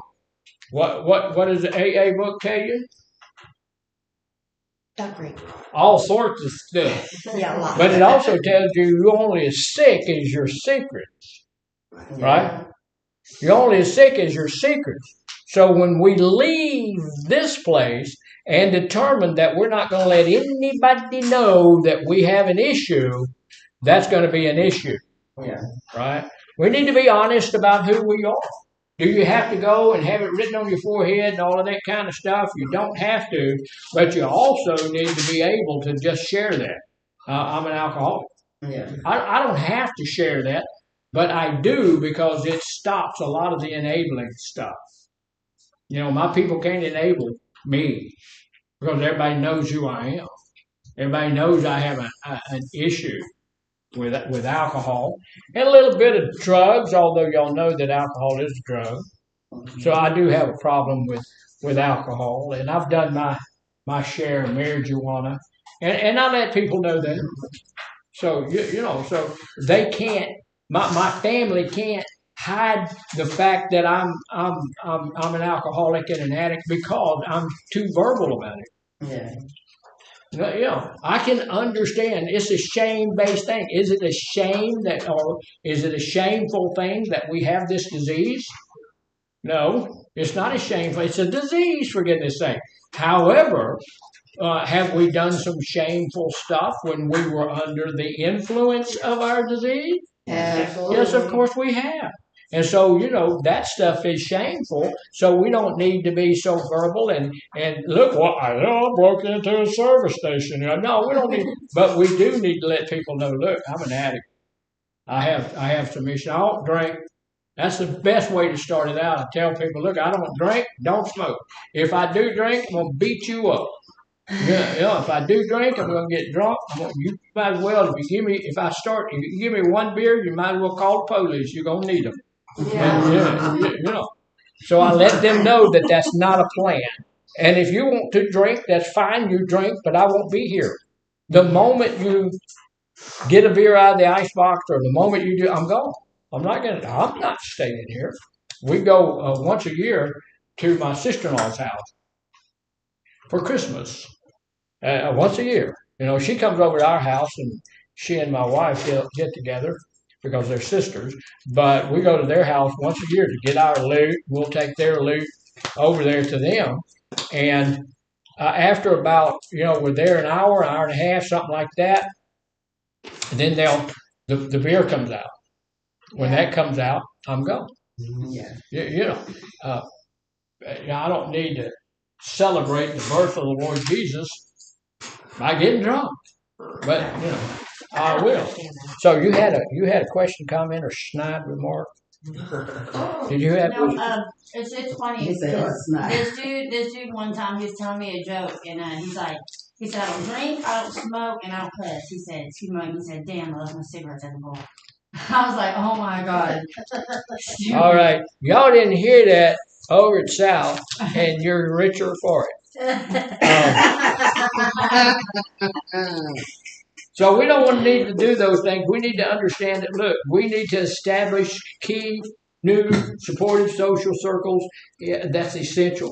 If I have new people, there are 8 billion people on the earth. Those 4 people that that have caused you all the destruction and all the death and all the crud in your life, not the only people on the face of the earth. Right? We can make new relationships. We can come up with new people to be in our circle of friends. There's a lot of people out there who want to be your friend. And some of them for the right reasons. Yeah. Right? We're out there looking for somebody that wants to be my friend. Not my God, not my lover, just my friend. And there's people out there we need to do that. So it may be necessary, this is the hard part, it may be necessary to sever ties with those who enable or reinforce addictive behavior. What does sever ties mean? Cut your ties. Kick them to the curb. Bust them up, tell them to go, just leave. And I've had people tell me before, well, of course, that geographical escapes doesn't doesn't work because no matter where you go, there you are. Yeah. But if I'm really serious about my recovery, they do. Because when I go to wherever that new place is that I'm going to begin it with new people of a different ilk. That means, look, hey, you want to come go with us? We're going to go to the beach down there. We've already got a case of beer, and we're headed for the beach. No, thank you. No, I'm going with the other neighbor over here. They're going to a singing. I'm gonna go with them. On the 8th, my wife and I are going to a dinner theater. And we go to dinner theaters, once every 3 months. We have what's it called? We have tickets for the whole year, season ticket. And so we're going to go down there, and they're showing. This one's going to be Joseph and his multicolored coat. And so, they have a nice meal, and they do that, and there's no alcohol served at all or allowed. So you're in a theater, you're sitting in a big old theater, and they bring in your food, and you eat there. They have a little kind of a desk type thing, kind of like this. It just goes all the way around, but it's about half as wide as that. And you eat a nice meal, and you watch this play. And most of those plays are really good. Some of them, not so good. So what do we do when they're not so good? We get home early, yeah. Because the dinner theater is all the way in Deer Park. And so when we leave from the dinner theater to come back, it's like 12 midnight or 1 o'clock in the morning before we get back. So anyway, the point of all that is there are wholesome things that you can do. There are things that are really fun, really, really just uplifting, just really fun to do. A group of people go with you. There's hundreds of people there. And we go with a church group that's about 10 or 12 strong. And there are things that you can do that doesn't have to have all of this other stuff in it. And you can become accustomed to doing different things. So those who continue to enable destructive behavior, they make it all that much harder to do it. So we need to get to some other people and get that, sever those ties with people who enable or reinforce addictive behaviors. Look, you need to know that you don't need to be around people who are going to help you get back into your addiction lifestyle. We need to know we don't need to do that. Right? Yeah. We should. And here's the deal.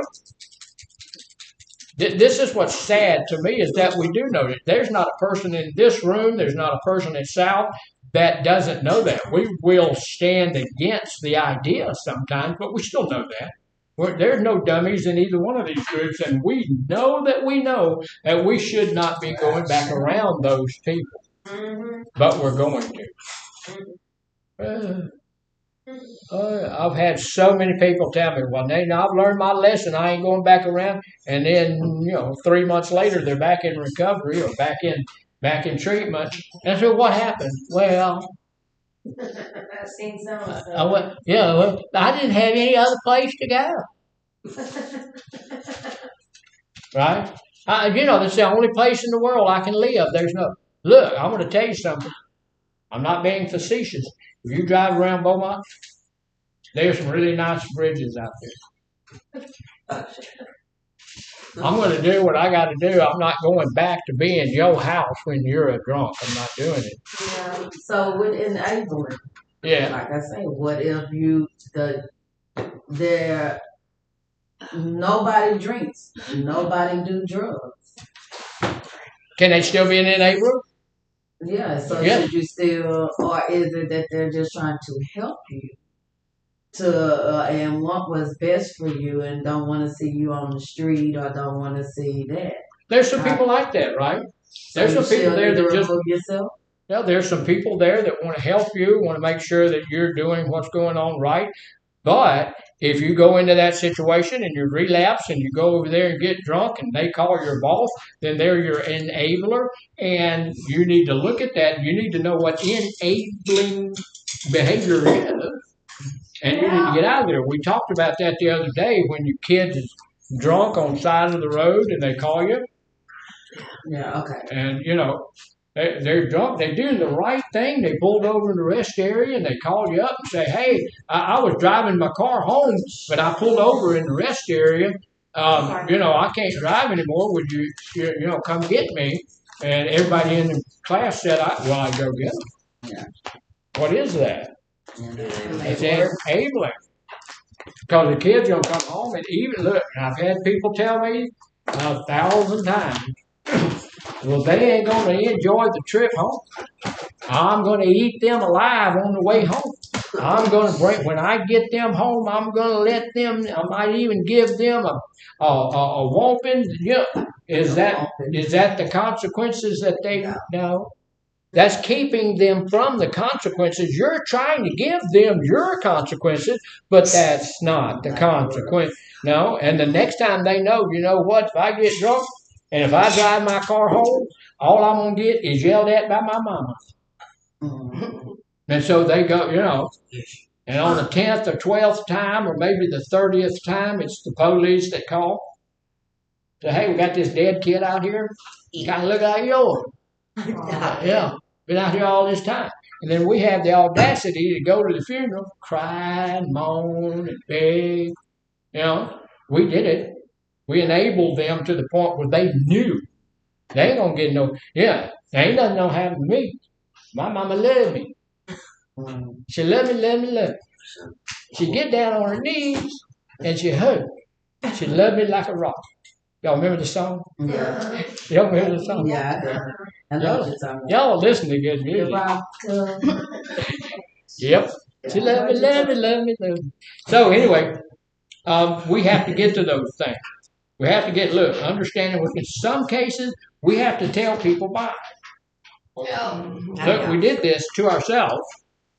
We did this. We caught this stuff. There are consequences to having this disease. Some of those consequences are giving up some of the relationships that we built down through the years.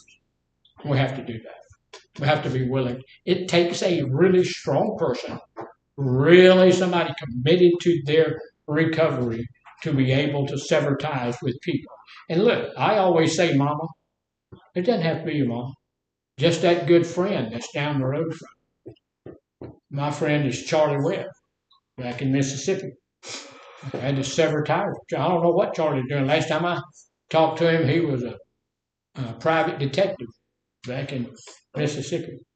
I said, "Man, how's it like? How you like being a private detective?" He said, "It's horrible, terrible. Police hate him. They hate it. He gets in their way and doesn't. It's not quite like the Magnum PI stuff you see on TV." So look, here's the deal too. A structured support system is something we need. We get away from those people, sever those ties, and then we get into a structured support system such as group therapy, 12-step programs. These can provide new positive influences. Right? Is your sponsor going to be a good positive influence? Yes. Yeah. Should be. If they're not, you've got the wrong one. I had a guy was telling me one time. He said, "Look, I went fishing with my sponsor." I said, "That's a good thing." He said, "Not really. We got on a boat. We were way out by the jetties out there, and he opened his cooler and he had a 6-pack of beer in there and offered me a beer. And he said, 'You're supposed to be my sponsor.' He said, 'Well, I still drink beer. I just, I don't do cocaine and." So what would you have done? I said, "I don't know. It's against the law to throw him off in the boat, and it's his boat, but I would have got off of there and I wouldn't go back." So here's the deal. Sometimes we have some co-occurring stuff happen, right? Sometimes we have some mental health and co-occurring disorders that happen when we're trying to get sober. And it doesn't have to be schizophrenia, although we do have some of that. I have that's in my family. We do have some of that. But it doesn't have to be anything really bad. It can be something like anxiety, something like depression, stuff like that. How does that figure into that? if I've got all of this stuff, I can say to myself, my use of whatever it is not all that bad because I have all this other stuff, and it helps me to get past that sometimes. Right? You shouldn't be looking at that. Addiction is often coupled with mental health disorders like depression, anxiety. Dealing with these co-occurring conditions is a complex aspect of our recovery. Lots and lots of times, I'm having this issue with drugs or alcohol because I've been self-medicating myself, right? And a lot of times, that's going to be something that's going to be hard to deal with. Now, how do you overcome that? God will help us overcome all of this stuff. So integrated treatment, this facility right here, what do? We treat drugs and alcohol.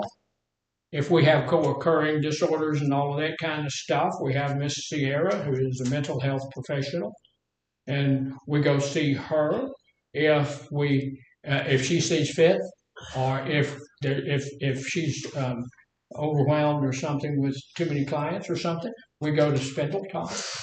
So we at this facility do something to facilitate some dealing with those things, right? So that's a good thing, right? Mm-hmm. So what about when I get out of treatment? You have to make sure you take your meds correctly. Yeah, or start seek a certain type of help, whatever it is you need. Ask or reach out for it if you don't know. Yeah. But before you leave this facility, you need to look at your counselor and say, I need to be referred to. Yeah. And look, we do that, right? It's your counselor's job to refer you to places where you need to go. Yeah. Right? Yeah. Now, let me tell you this real quickly. We have about 3 or 4 more of these that I am going to share because they're really, really important.